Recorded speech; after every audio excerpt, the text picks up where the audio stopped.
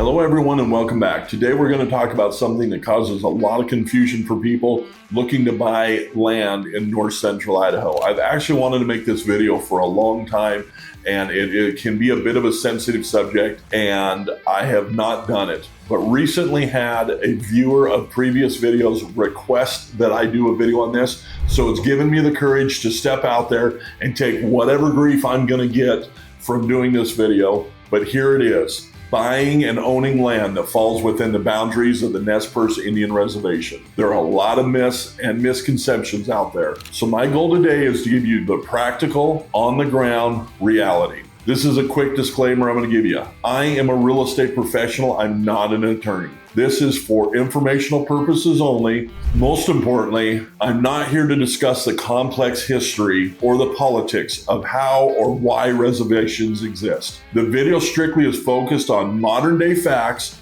for non-tribal persons buying deeded land on the Nez Perce Indian Reservation today. Before we get into the details, I want to say something from my heart. I've seen a lot of this country, and I've been on a few different Indian reservations. I wouldn't say a lot, just a few. And this is my humble opinion, but the Nez Perce Indian Reservation, I think, is by far the nicest reservation in the entire country. It's an incredible mix of farm ground, pristine rivers like the Clearwater and Salmon, beautiful lakes, lush forests. It really is a beautiful place. And for those of you who live here or have visited, what's your favorite part of this area? Let me know in the comments below. I'd love to hear what makes it special for you. First of all, let's talk about the community there on the reservation. The number one thing you should know, you are the majority. The first thing that surprises most people is the actual demographic makeup of the area. According to the U.S. Census, of the thousands of people living within the reservation's historic boundaries, over 85% are non-tribal members. Does that demographic breakdown surprise you? What did you think it would look like before watching this video? The number two thing that you should know is your land ownership here is standard. This is the most crucial point, and I hear it all the time from people. This is their biggest concern. When you buy land here, you should be buying it fee simple or deeded land. It's also commonly known as.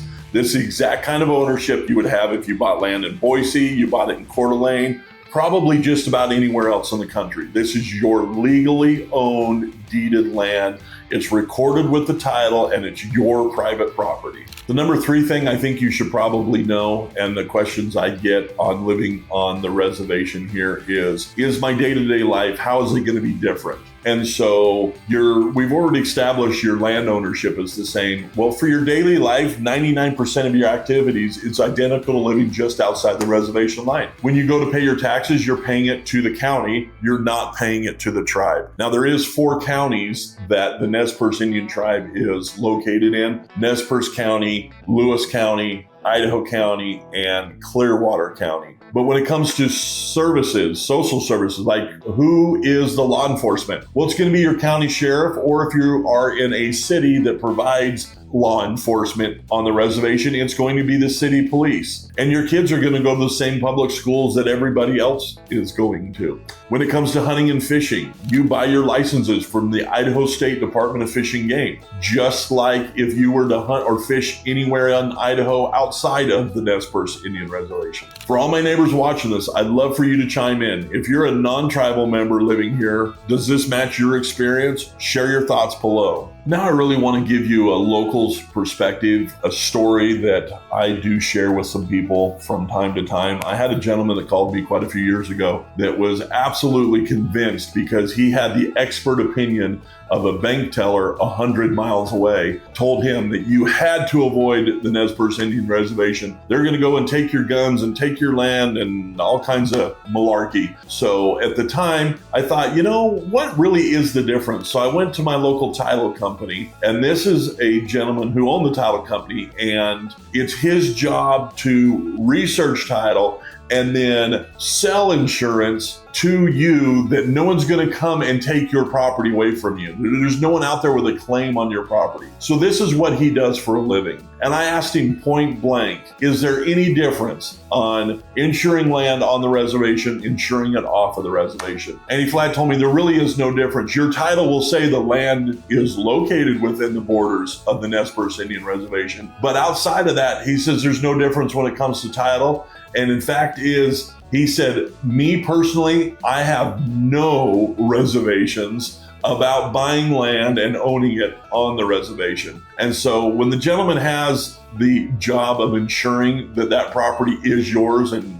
no one's going to be able to come take it away from you, I think he's a pretty good source, and he had no issues with it. I don't think you should either. Here we are on myth number 5, and I know I'm going to admit to you, I've cheated you on this. You're not getting 5 because this one I've already covered it a little bit, but I really want to pound it home because this is the myth I hear all the time. Can the Nez Perce tribe come and seize your privately owned fee simple land? And the answer is an unequivocal no. Your property rights are protected by the same state and federal laws that protect every other landowner here in America. This is the biggest myth I hear, but have you heard any others? What other questions or concerns have you come across? Drop them in the comments so we can get a conversation going. So to wrap it up, buying deeded property on the Nez Perce Reservation is for all practical purposes a standard real estate transaction. You own your land, your rights are protected, and your daily life will feel just like living in any other part of rural Idaho. The key to remember is buying fee simple property. And as always, you should work with a local real estate professional who understands the area. You already know one. All my contact information's here. Give me a call. My final question for you is, after hearing all this, has it changed your perspective? Could you see yourself calling this beautiful place we call the Nez Perce Indian Reservation home? Thank everyone for watching. If this video has cleared things up and you found this information helpful in your real estate search, please let me know by hitting that like button and then subscribe to my channel for more great videos.